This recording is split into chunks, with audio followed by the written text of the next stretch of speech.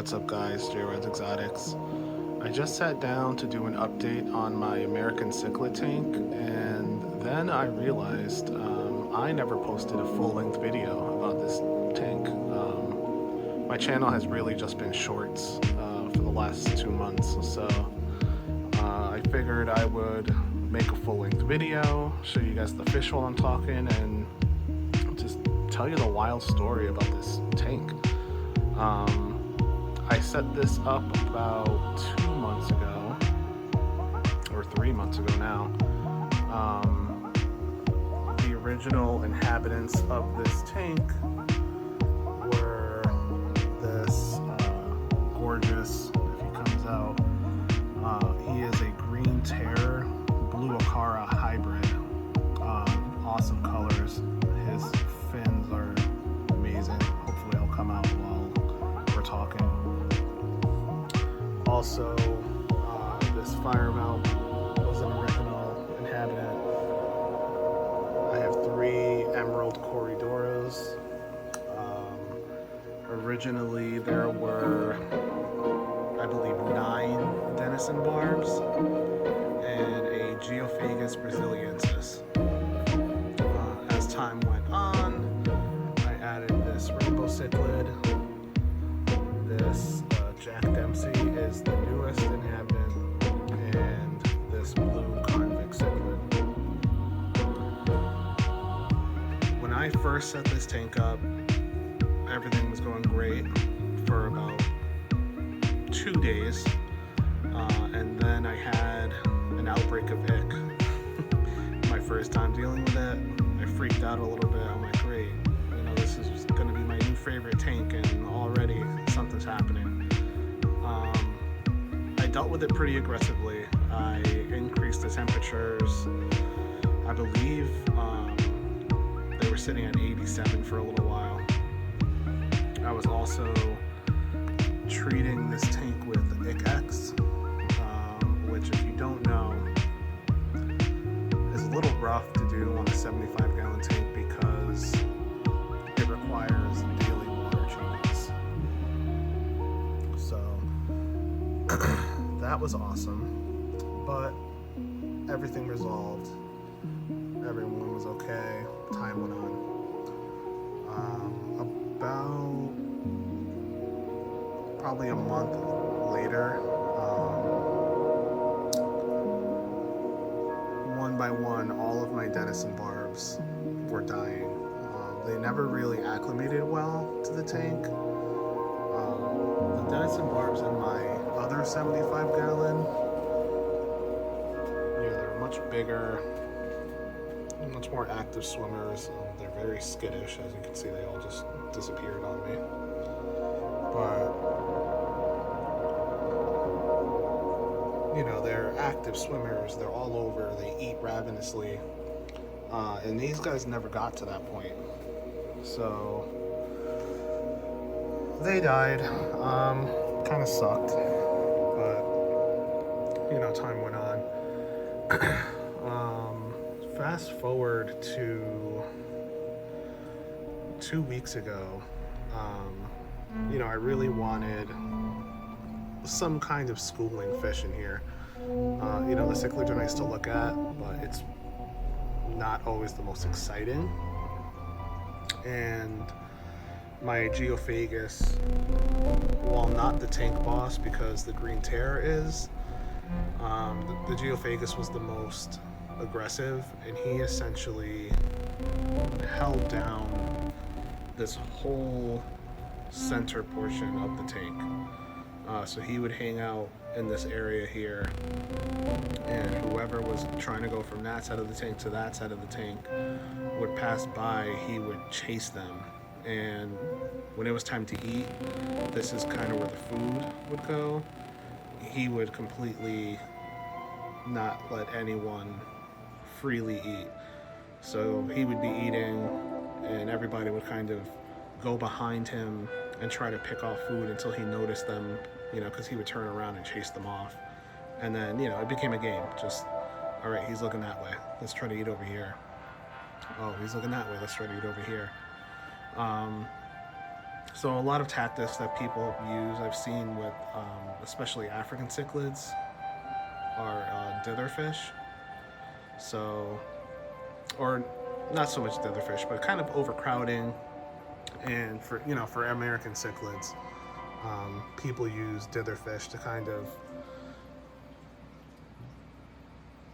settle everyone down. Essentially, the big school of fish will distract the more aggressive fish, and they're less likely to single out an individual fish to bully.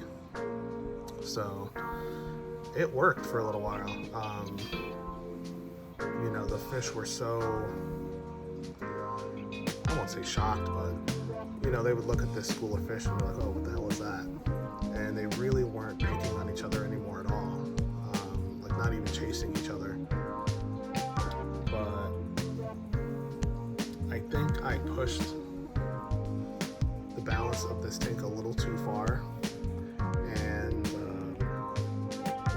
I ended up buying a school of 12 Sorbet tetras. Beautiful little red fish. If you don't know what they look like, Google them. Beautiful little fish. But I think that number of fish with these cichlids that aren't exactly small. This rainbow fish is a little beefy. My green tear is just not coming out. Come on, dude.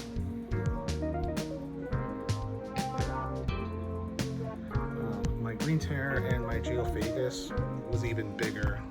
He was probably about 5-6 inches, just a massive fish, thick as well. I think it was just too much for this tank. As you can see, I love my planted tanks. I was trying my best to do that with a cichlid setup, with them being rambunctious sand sifters and moving stuff around. So yesterday, I knew this tank was going to need a water change. I was basically doing them weekly. I had work, and I work in healthcare, so the days on work, I'm gone from the house between 13 and 14 hours. I did what I always do. I added an appropriate amount of Cam Prime to just hold the tank over until I can do a water change, that being today. Probably within 15 to 20 minutes, I can just smell something. I was on the main floor of my house. My aquariums are in my basement, and I can smell that sulfur prime smell from upstairs. Yes, I know prime has a smell. I've smelled it 100 million times. It smells, when you smell the bottle, it has never smelled to the point where it was all you can smell in my house. I immediately knew something was up, so I came down here. The second I opened my basement door, it smacked me in the face. When I got down here, essentially all of the Sorbet tetras were either dead or actively dying, just being completely blown around by both the wave maker and the FX4 outlets. This tank has very good circulation. So they were basically already dead or so weak they couldn't stay afloat. And all of my fish basically had very gray, stressed out colors, and their eyes were clouding over. My Geophagus Braziliensis was the worst. He immediately turned like a very milky gray. His eyes immediately clouded over. I mean, and this is all within the span of 20-30 minutes. I called work. I was trying to see if anyone could patience while I dealt with something at home. Unfortunately, nobody could, so I had no choice but to try to dump as much fresh water in here as I could. Had to work and pray for the best. I know some of you scoff at that. Oh no, it's just a job. I love my job. I had a really serious job, and I couldn't call it more than I was fully ready to come home and find every single fish in this tank dead. My wife got home with my daughter and she immediately texted me. I warned her too. I'm like, babe, listen, it might smell when you get home. This is the situation. But when she got home, she's like, holy crap, babe, it effing smells in here. And I said, yeah, I know, I apologize. And, I will deal with it when I get home. So I got home around midnight yesterday. And the first thing I saw when I turned all the lights on was my geophagus. Again, this was a almost 5 to 6 inch fish, very close to the size of my hand. He was face down and these leaves, tail sticking up in the air, and his scales were like all sloppy. It was very weird. As well as just a number of Serpe tetras. The ones that were still alive when I left were all either being circulated around the tank, caught up in the roots of my pothos, or stuck on the intakes for the wave maker. But fortunately, all of my other cichlids, they were stressed out, but they were okay. So at midnight, I probably had my neighbors saying what the hell is going on over there, but I did a 80 to 90% water change. I essentially brought the water down to here, filled the whole thing back up, and let me tell you, even that water coming out of the tank was rancid. I don't know what it was. I've spoken about this in other videos. Ammonia and pH go hand in hand. The lower your pH is, the less toxic ammonia is. So it's kind of how I get away a lot with my fission cycling and the overcrowding of a lot of my tanks. My water comes out neutral, and then with all the plants and the wood and the botanicals I put in my tanks, my pH in all my tanks, depending on the setup, is between 6 and 6.8 at the highest. This tank is sitting right about 6.6. That being said, I don't know what kind of chemical reaction happened when I added the prime. I actually did email them, and I told them, I was like, listen, first things first, I love your products. I'm not going to stop using them. I'm simply a customer trying to get to the bottom of what happened, and someone who would like to understand the chemistry of what potentially happened. Because it's not very clear how C-Chem Prime works. Yes, it detoxifies ammonia, but my thing is what chemicals are in the C-Chem Prime, and what chemical is produced when the ingredients of prime interact with ammonia, nitrate, nitrite. I kept it short, and I was just like, again, not blaming your product, not blaming your company. I'm just someone who was curious and would like to know what potentially happened. So that brings us to today.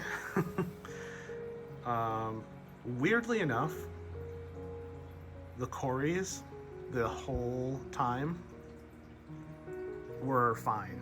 They never looked stressed. They never turned gray like the rest of my fish. They're just always swimming around, looking for food, nonstop. Everyone else is basically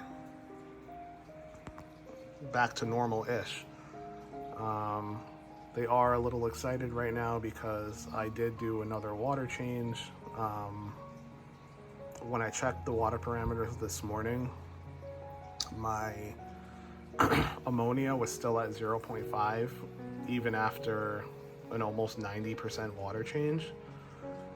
So I just went ahead and did that same thing again. So that was probably an hour ago. The water just cleared up for the most part. It's still a little murky. I actually took the FX4 apart and thoroughly washed all the sponges, as well as rinsed the biological media, or not the the biological media. And I actually added a little more, just to kind of hit the reset button on this tank and start from square one. I probably will not add any more fish to this tank. The fish in here now are the fish that are staying in here until I upgrade. I do plan on getting a 125 or bigger next year, and with that I will probably be moving the Jack Dempsey, the Green Terror, just the bigger cichlids in this tank. The Convict isn't going to get really big. The Rainbow isn't really going to get that big.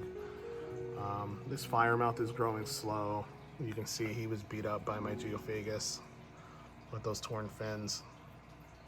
But, and I do want to get more cichlids. Ultimately, I want an Oscar. And I can't do that with this 75 gallon. So let me know what you guys think. Again, I don't like when people only post the hunky-dory stuff. This is real life. Anyone who's watching fish videos, I'm sure, is in the hobby and understands that things don't always go according to plan, and people make mistakes. Look at this little jerk. This is my area. Get away.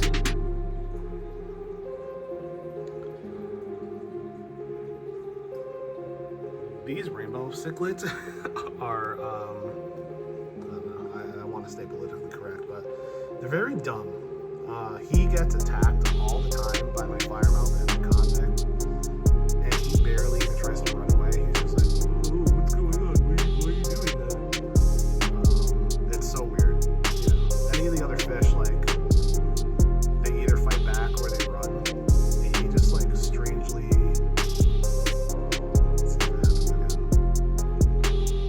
He's strange. He just looks at them and why are you biting me? Why are you trying to kill me? But anyway, so let me know if you guys want more